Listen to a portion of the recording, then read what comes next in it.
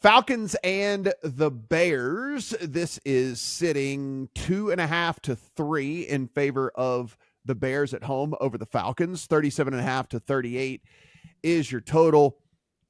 Steven, I'll go to you here. The Bears defense, another one of those that kind of under the radar, been good. If you haven't been betting the Bears, or if you don't, dig into the advanced stats like some of us do, you probably hadn't noticed. But yeah, Bears defense been fairly decent here all year long. And if you look at the offense, it's been better. We can just say that. I mean, it was so god awful at the beginning of the year that it could only go up. So there's something to be said about that, but it's been better. But the question is it so much better that you would be willing to have them have to win by a field goal or more against any team in the NFL?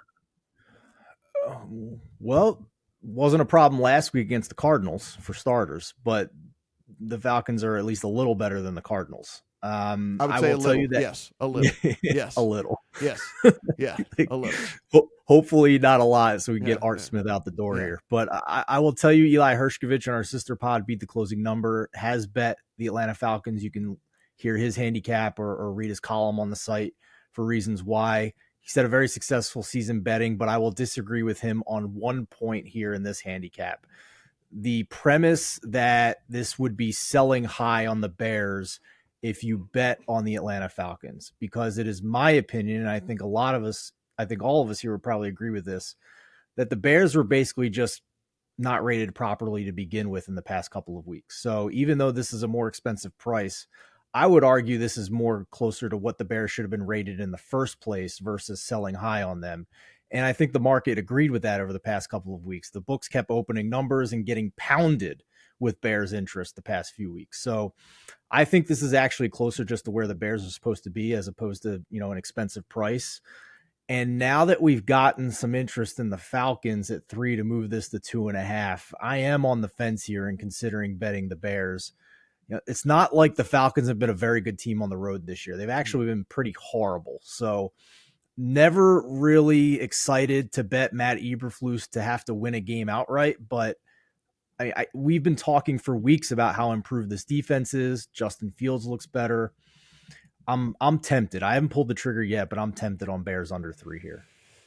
Yeah, Adam, this is one of those classic things. And obviously, if you guys are taking the time to watch these videos and listen to this podcast, you're well aware of what key numbers are, and you're well aware of how much they mean. But, just the extra emphasis on 3. And Adam, I think there could be 2 different handicaps almost in this game, which is why I think it's just a pass for me, which is I think there's a case to be made for the Bears at under 3 and maybe a case for the Falcons at 3. And so when it's such a key kind of pivot point for me and stuff like that, where I could feel like I could make compelling cases for both sides, depending on what number you wanted to get in this thing, then I think it's probably something I'll just pass on. But look, 2.5 is way, way, way different if you want to back the Bears, and 3 is way, way, way different if you want to back the Falcons in this thing. Yeah. So I make this game Chicago 1.5, but the problem for me is that I look at this, and whether it's 3 on the Falcons or whether it's a 2.5 that I would want to push out on a teaser leg to 8.5, in order to bet the Falcons, you have to have some sort of feel for what they're going to do offensively. I was wrong on them last week, and I was wrong on them for the right reasons. Because, first of all, Michael Pittman didn't play for the Colts, but on the other side of this, and more importantly, Arthur Smith somehow found Bijan Robinson in Week 16. Yay! Congratulations to you for finding Bijan Robinson in Week 16 after taking him number 7 overall. 12 carries and 10 targets. Finally, a rational sense of how to use the best offensive weapon that you have. If all of a sudden they're going to start calling a more efficient offense, then Atlanta is live. But if they're not, then do you want to be anywhere near this team against a good defense in Chicago? So the game's a pass for me. But right now, when I look closely at the Chicago Bears, I am heartened to at least see that this team appears to be on the come up for Bears fans, because it's been a long, hard road if you like the Bears. And this to me feels like the beginnings of whether you decide to stick with Fields or whether you go with Caleb Williams, you're going to be in a good spot going forward. Yeah, to me, it would be a teaser leg or pass because and it wouldn't matter which side this number was on, right? Like if neither one of these teams are winning at margin. And so it's kind of like for me, even if the number was flipped, it still would be a teaser leg any way that you look at it because I don't have any confidence in either one of them winning at margin.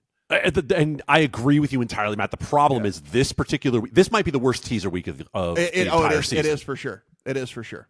There's literally only two other options that you can kind of go with, and neither one of them are great. But I'll talk to you all about a teaser a little bit later here and see if that's not one that we can make into a teaser leg.